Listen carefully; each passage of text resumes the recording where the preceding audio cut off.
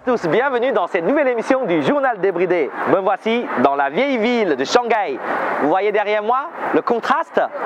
Allez, sans plus tarder, des actus.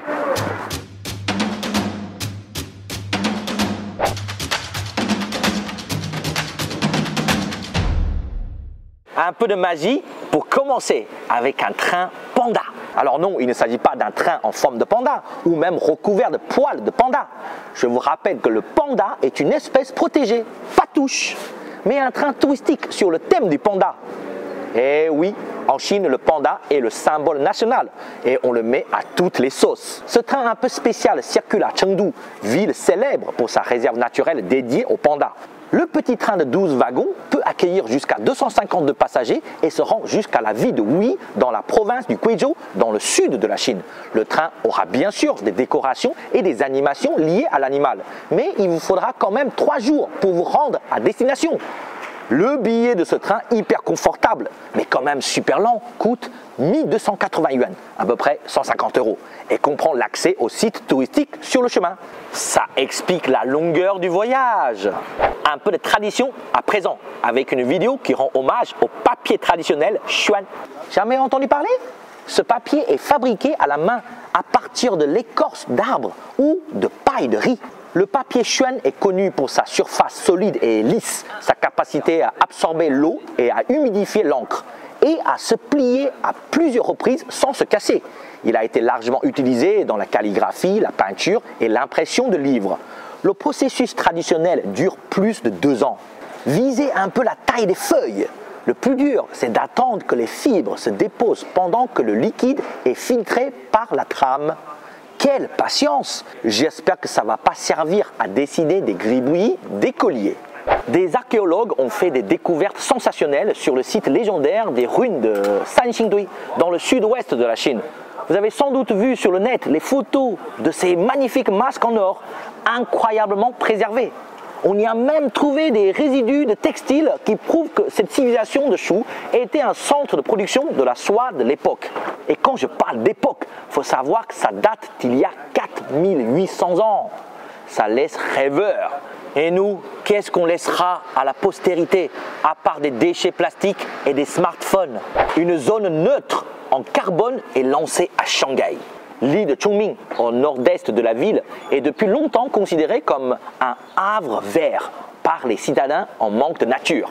Désormais, elle est totalement neutre en carbone, c'est-à-dire qu'elle émet moins de CO2 qu'elle n'en absorbe, grâce aux nombreux arbres et à la végétation, mais également aux voitures électriques qui sont louées aux touristes citadins.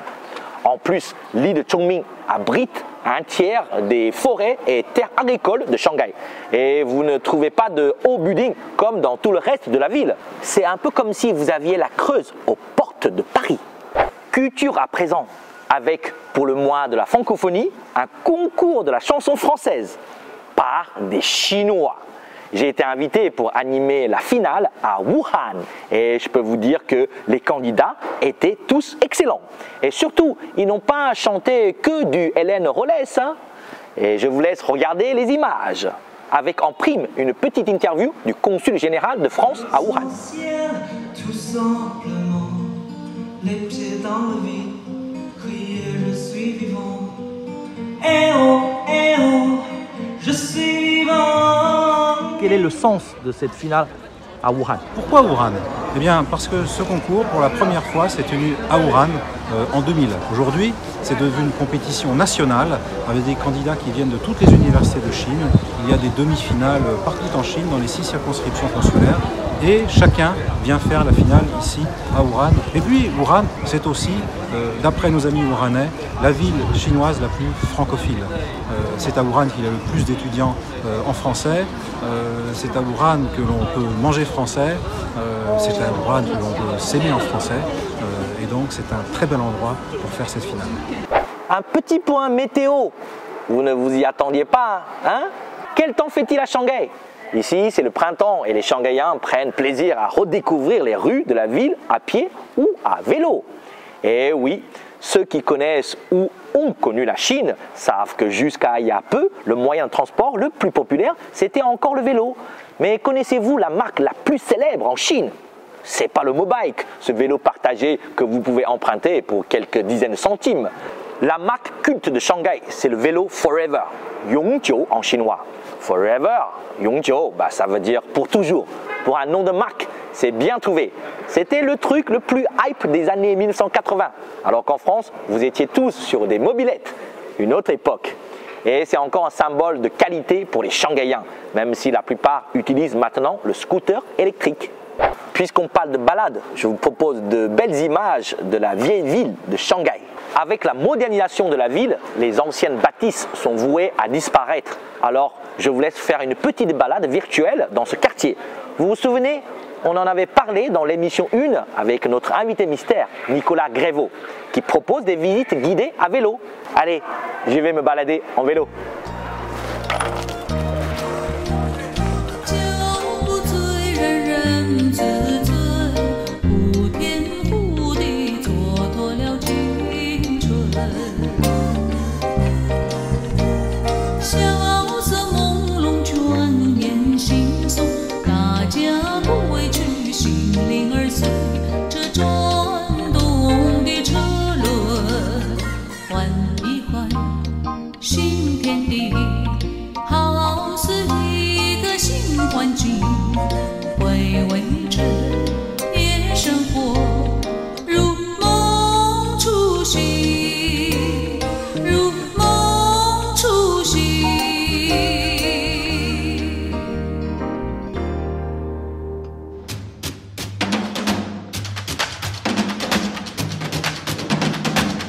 Vous connaissez sûrement 60 millions de consommateurs, la revue qui compare le rapport qualité-prix des produits.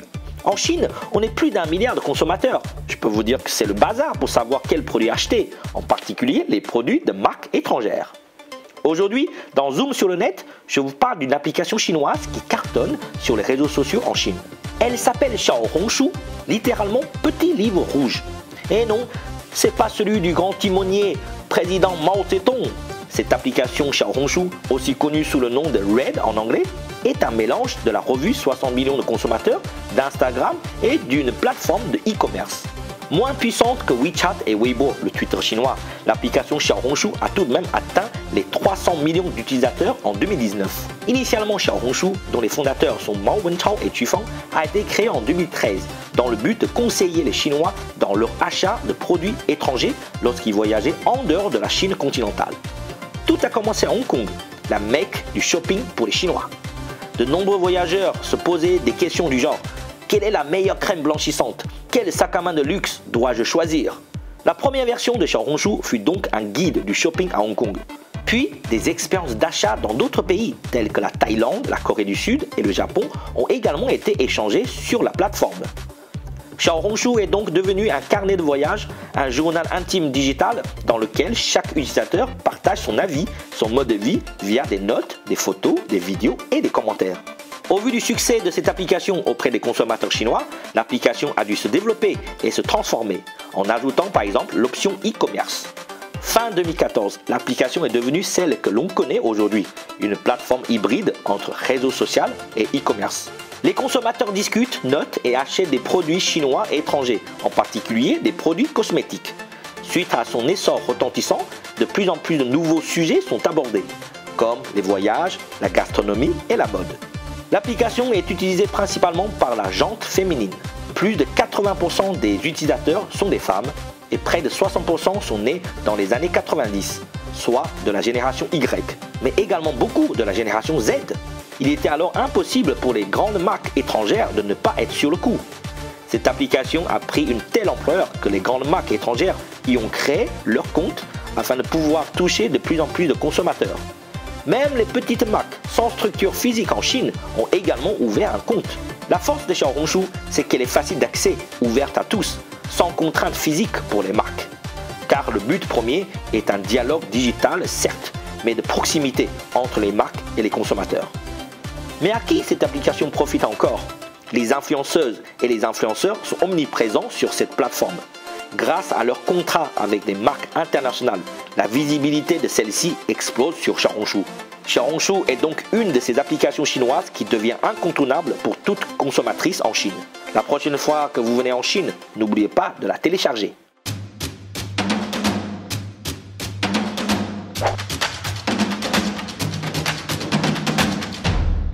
Je sais pas pour vous, mais moi, ça fait belle lurette que j'ai quitté les bancs de l'école. Mais aujourd'hui, pour vous, j'y retourne. En Chine, la scolarité est obligatoire de 6 à 15 ans. C'est un système hyper sélectif. On a l'impression d'être en prépa Hippocagne ou maths sup pendant 9 ans. On se tape des dictées, des cols toutes les semaines. Alors que vous, en France, c'est quand même plus cool avec les cours d'art plastique ou de flûte. Non? Mais dès 3 ans, on peut intégrer l'école maternelle. You'er-yuan, you'er, petit enfant. Yuan, jardin. Jardin d'enfants. Comme en France, ça dure 3 ans avec Xiaopan, première section. Zhongpan, moyenne section. Dapan, grande section. La maternelle en Chine, c'est pas obligatoire, mais vu que les parents sont très occupés et afin que leurs enfants puissent s'habituer à la vie en société, les enfants y vont donc. Cette période de 3 ans est assez joyeuse par rapport à ce qui attend les jeunes Chinois dans leurs études. L'école primaire se dit Xiaoxue en chinois. Xiaoxue, petit, étude. Logique, non? Elle se déroule sur 6 ans. Pour les classes, c'est facile. Première année, 1 nianji, 1 année niveau. Deuxième année, 2 nianji. Troisième année, vous avez deviné, 3 nianji, etc., etc. Alors qu'en France, vous avez cours préparatoires, cours élémentaire 1, CE2, CM1, CM2. Vous avez vraiment l'art de rendre les choses simples compliquées, hein? En France, l'école primaire, c'est 5 ans. Mais en Chine, c'est 6 ans. Votre première année de collège, soit la 6e, est notre dernière année de l'école primaire, 6 nianji. En ce qui concerne le contenu, on étudie à peu près les mêmes choses que vous, sauf que le français s'est remplacé par le chinois pour nous. Ah, le collège Chuzhong, l'abréviation de Chuji Zhongxue. Chu, élémentaire, Ji, niveau, Zhong, milieu, Xue, études. Les choses sérieuses commencent. Le collège en Chine, c'est 3 ans. La 5e, chez vous, pour nous, c'est Chu-yi. La 4e, Chu-a. La 3e, Chu-san. Alors qu'en France, c'est 4 ans, mais comme je vous l'ai dit, la 6e est compris dans l'école primaire en Chine. Bon, ça va, jusqu'ici, c'est assez facile de se repérer avec les grades scolaires en Chine. Mais pour les études, on commence déjà à préparer d'arrache-pied son entrée à l'université en Chine. En France, vous avez le brevet à la fin de la 3e. On est d'accord, il ne sert pas à grand chose. En plus, vous avez le contrôle continu. En général, pendant ces 3 ans au collège, vous jouez avec vos amis et vous êtes en crise d'ado. En 2019, en France, le taux de réussite du brevet s'élève à 86,5%. Tandis qu'en Chine, à la fin du collège, nous avons notre premier examen, Zhongkao. Zhong, vous connaissez, Kao vient de Kaoshi, examen, qui va déterminer notre vie. Vous pensez que j'exagère? Pas du tout. En effet, c'est déjà le premier concours qui nous permet d'entrer dans des lycées. En 2019, à peu près 60% des élèves en Chine ont réussi à aller au lycée. Donc nous sommes déjà en prépa dès le collège. Je peux vous dire que les vacances, cela n'existe pas vraiment pour les collégiens chinois. D'ailleurs, la crise d'ado fait même pas partie de notre jargon. On préfère les mots comme effort, travail, mérite, réussite, excellence. Je peux vous dire que les parents dépensent des sommes considérables pour l'éducation des enfants et les cours supplémentaires de soutien scolaire. En Chine, c'est un gros business, c'est en plein boom. Si vous voulez vous faire de l'oseille, vous savez quoi faire. Après l'examen Zhongkao, ceux qui ont réussi intègrent le lycée correspondant à leur niveau.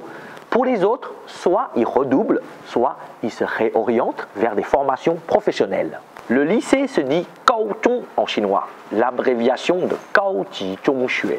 Gao, haut, Ji, niveau, Zhong, milieu, Xue, études. Le plus haut dans l'école secondaire.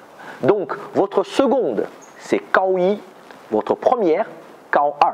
Et enfin, la terminale, Gao3. Entre vous et moi, c'est quand même plus facile de s'y repérer avec la dénomination et la classification du système chinois.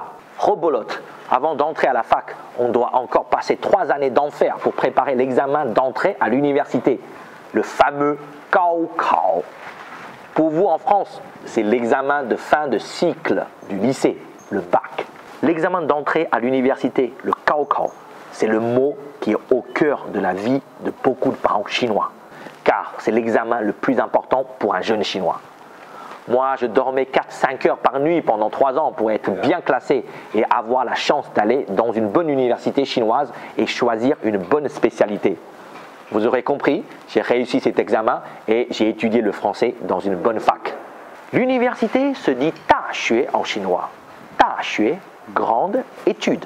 En Chine, pour réussir à entrer dans une université, nous sommes en compétition dès l'âge de 8-9 ans. Vous vous demandez quand on commence à se détendre? Moi, j'ai commencé à respirer et à profiter de la vie à l'université. D'ailleurs, je vais vous laisser car il est temps pour moi d'aller aussi me reposer un peu.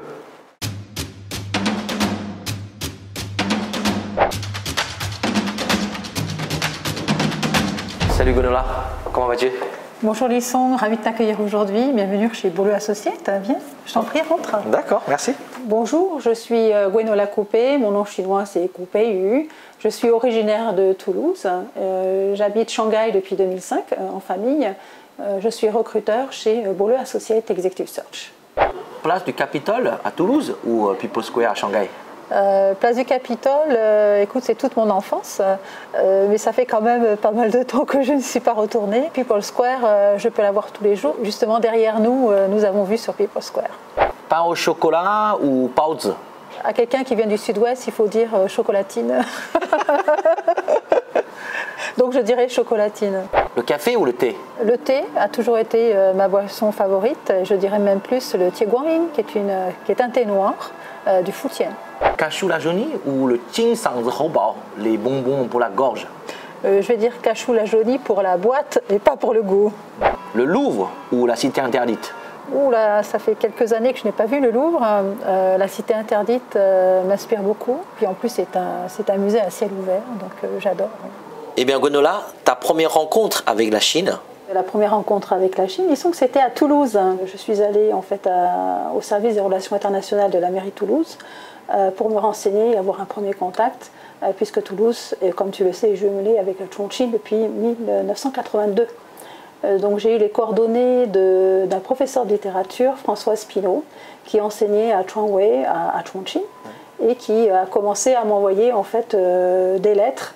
Et François Pinault m'a présenté un de ses étudiants qui faisait un DEA à Toulouse. Après tous ces contacts avec les étudiants chinois, tu as décidé de venir en Chine. Pour quelle raison? J'ai décidé de venir en Chine, paraît-il, quand j'avais 10 ans. Donc c'est ce que ma famille et les amis de ma famille me disent. Donc quand je suis partie, ils n'étaient pas surpris. Tu as vécu dans combien de villes chinoises? Alors j'ai vécu à Hong Kong quelques mois, à Guiyang, Chongqing, Hong Kong et Hangzhou. Et c'est à Hangzhou, pendant le Nouvel An chinois, que ma vraie carrière, que tout a démarré. J'ai rencontré un directeur d'hôtel qui était en construction, c'était un directeur français. Il m'a dit asseyez-vous là, il y a un ordinateur, vous aurez beaucoup de travail avec nous. Et j'étais très ravie parce que c'est là que vraiment ma carrière a commencé. Et la ville de Shanghai?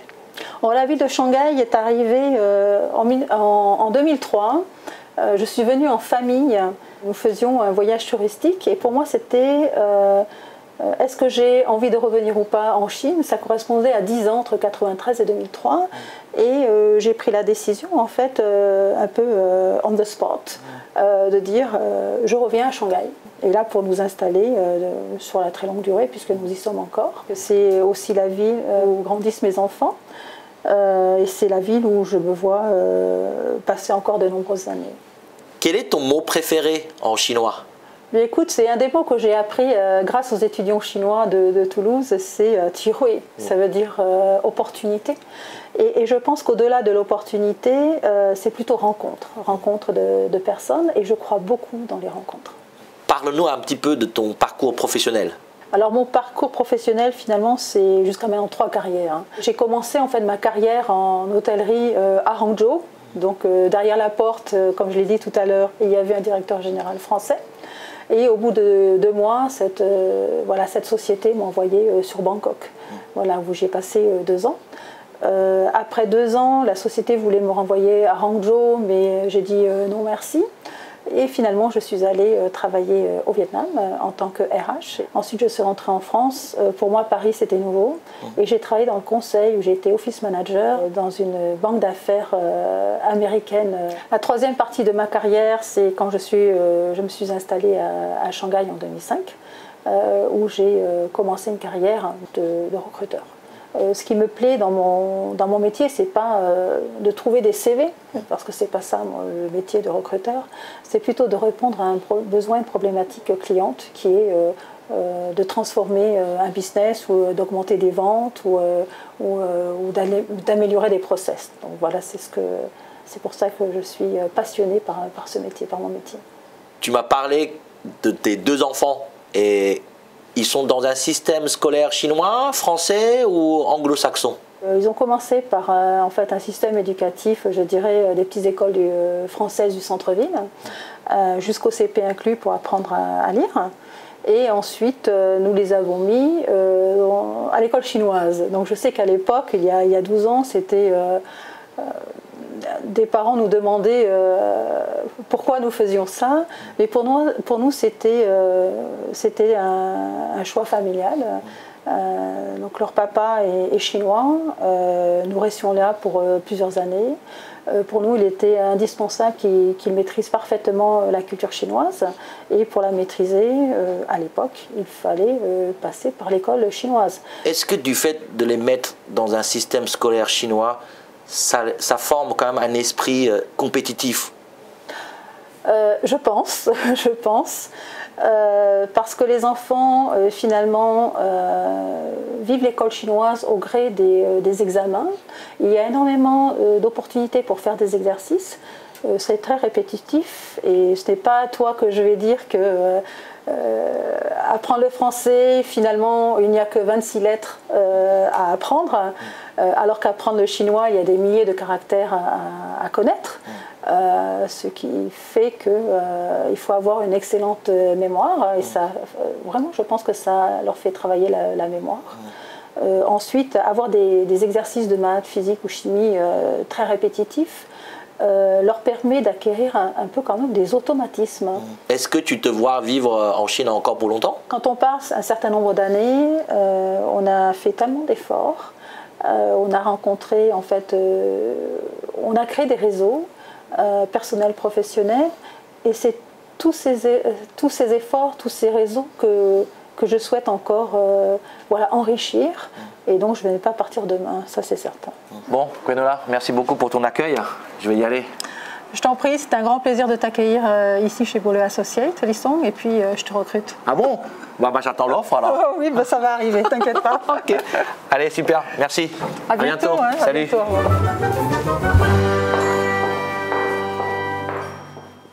Voilà, ainsi s'achève cette émission. J'espère que vous avez pris note. À la prochaine émission, petit examen. Mais non, je rigole. Ici, c'est à la bonne franquette, comme vous dites. En tout cas, rendez-vous dans 2 semaines pour une nouvelle émission. À bientôt.